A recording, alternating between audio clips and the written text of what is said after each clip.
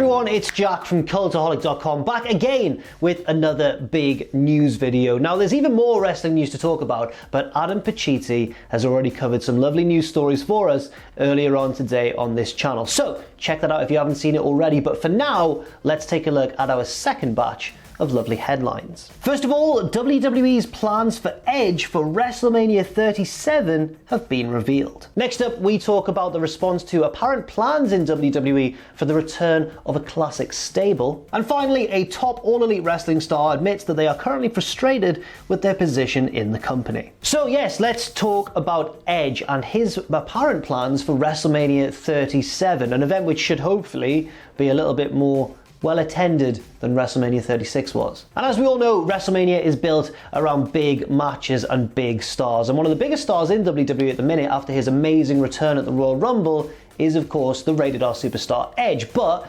what's he going to be doing, apparently, next year at the Showcase of the Immortals? Well, according to Dave Meltzer of the Wrestling Observer newsletter, and he says, by the way, he points out that this plan could change 100 times in between now and WrestleMania, but the plan is for another match between Edge and Randy Orton in an I Quit match as one of the three big headline matches. Now, apparently this match was already scheduled for SummerSlam and has been pushed back because of course, Edge's injury that he sustained during the filming of the best match ever at Backlash. And of course, this will be the third big match between Edge and Orton since his return, and the blow-off, I guess, to their feud, because they're currently tied at 1 win apiece. Edge winning the Last Man Standing match at WrestleMania 36, and Orton winning the best match ever at Backlash. And it was, to be fair, it was a good match, wasn't it? And of course, we hope that Edge returns from injury as quickly as possible, and hopefully, certainly, in time for this big match at WrestleMania. He's got quite a long time to recover, so hopefully he should be grand. Meltzer also reported a very interesting fact, actually,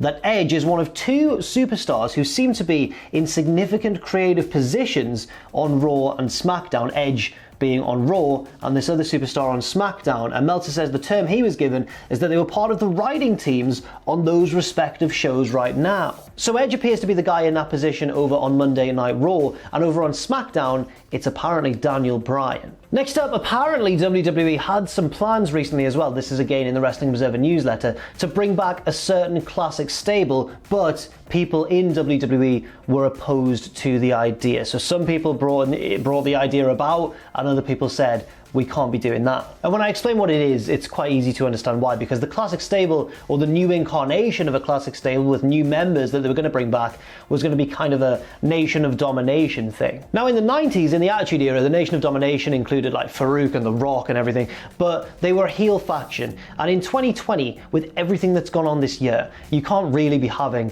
a black heel faction in WWE, can you? This may have been why the idea was shot down, or maybe even just the idea at all of a Nation of Domination style faction in WWE in 2020, regardless, I suppose, of their alignment, but certainly not as heels. Apollo Crews did say a little while ago, though, that he would love to bring back the Nation of Domination as a babyface stable, but according to Meltzer, this is what was said. Both Ron Simmons, who did appear recently, but in kind of a weird, pointless cameo, and Mark Henry were brought in to kick off this angle. We don't know if they are still going to do that or if it was dropped. We do know people who thought it was a real life timing situation, in terms of like people were opposed to it because it wouldn't be a good idea right now, especially if they were heels. It would be very tone deaf, is what Meltzer's saying here. I just had to change the wording because his sentence made no sense. So yeah, I can totally see why WWE would want to stay away from bringing back the Nation of Domination right now, or a stable like the Nation of Domination, even though of course there are numerous very talented black wrestlers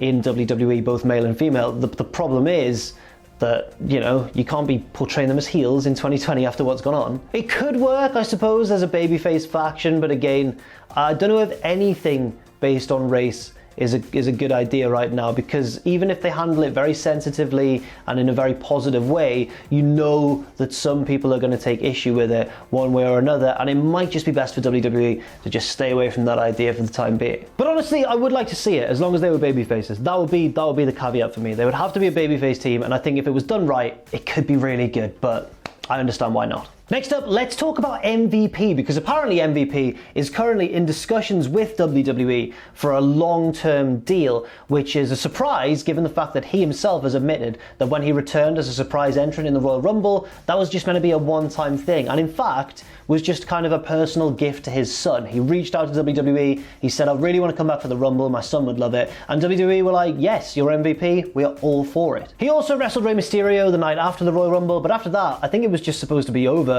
and MVP would head off again, but of course, he's now firmly part of the Raw landscape. And talking with the Gorilla Position podcast recently, MVP had this to say. I had every intention of retiring this year for my son. I reached out to WWE about being a surprise entry into the Rumble, and they welcomed me with open arms. Then I was offered a job as a producer, which I accepted because I had every intention of retiring anyway. I was working as a producer, and I was asked to do an on-screen VIP lounge, then a short match, and another on-screen segment, and another, and before I knew it, my responsibilities as a producer became less and less, and I was asked to do more and more as a talent. He then closed that portion of the interview by saying that he himself and WWE are in discussions for a long-term deal. Now this is very interesting because I think that MVP has been brilliant since he's been back in an on-screen role. He's excellent on the mic as always, and has been a really effective manager for Bobby Lashley because he's stronger on the mic than Bobby Lashley is, but Bobby Lashley is this big imposing dude. It's just a classic team and it works really well. On the other hand, I don't know if I want to see MVP in an active role when it comes to wrestling as much.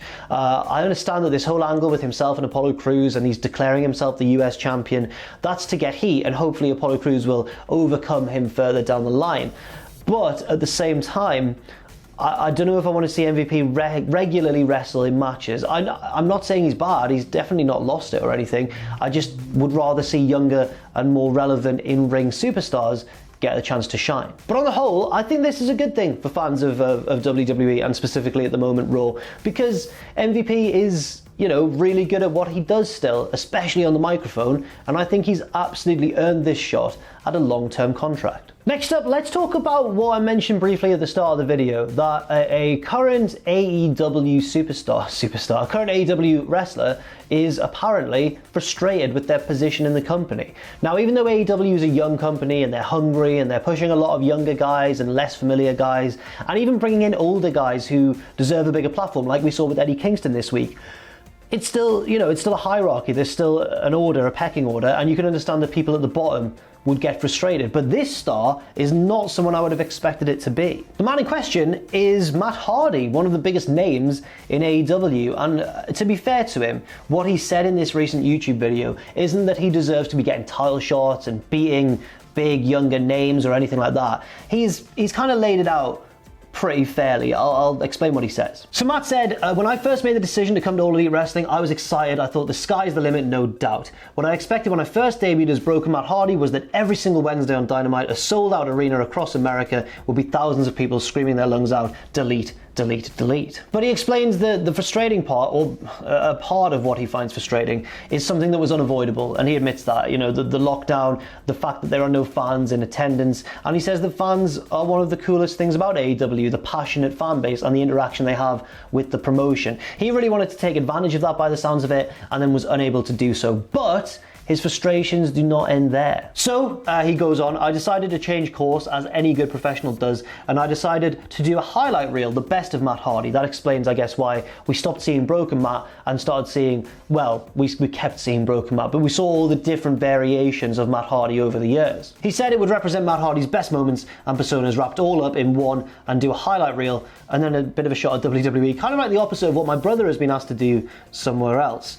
He said, we do the best of Matt Hardy, and I'm helping out young talent, which is something I legitimately do on camera and off. Private Party, I mentored those guys, and I also started up a story with Sammy Guevara, but that didn't get too far because Sammy got suspended, and that's also frustrating. And then, interestingly, Matt has teased toward the end of this video a new character, or a new version of the Matt Hardy character. And whether you're a fan of Matt Hardy or not, he's kind of one of these Chris Jericho type guys in terms of being regarded as a bit of a master of reinvention. He's not afraid to try new things, shake up the status quo, and basically give his entire persona a new lease of life on screen. So he says, maybe now it's time for me on AEW programming to just be real, be someone that I've never been on television before, and that's me. Maybe it's time for me to be Matthew Hardy. Maybe it's time for me to just be me. So interesting stuff there from Matt Hardy, and I'll admit, when I first heard that Matt Hardy was frustrated with his position in AEW, I was thinking, what's he talking about? He's Matt Hardy, he doesn't need to be in a big position.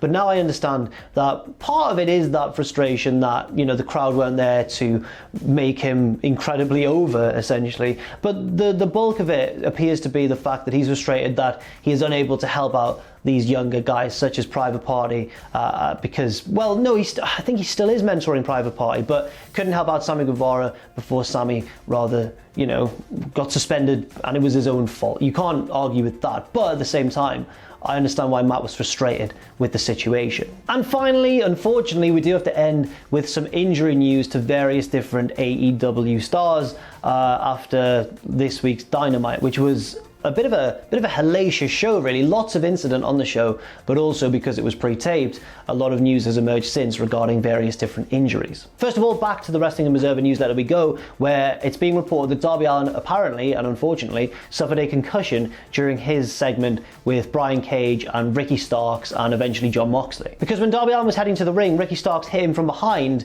It was like an ambush type thing, and Darby Allin's head went straight into the ring ropes and bounced off, and it looked very uncomfortable. Reminiscent of when Enzo Amore knocked himself out on the ring ropes that time. Now, it's worth noting that AEW are still promoting Darby Allin, at the time of recording anyway, Darby Allin and Jon Moxley versus Brian Cage and Ricky Starks for next week on Dynamite, but apparently plans for that are now in question. I guess it all depends on Darby Allin's recovery. And apparently also, both Young Bucks were injured in some way when they did their big stereo dive from the top of the entrance tunnels onto the Butcher and the Blade. Apparently when Matt Jackson came off with his big elbow drop, the leg of the table hit his knee and he was hobbling all week. Nick Jackson was apparently a bit banged up as well from that big swanton bomb he did from the top of the entrance the entrance tunnel.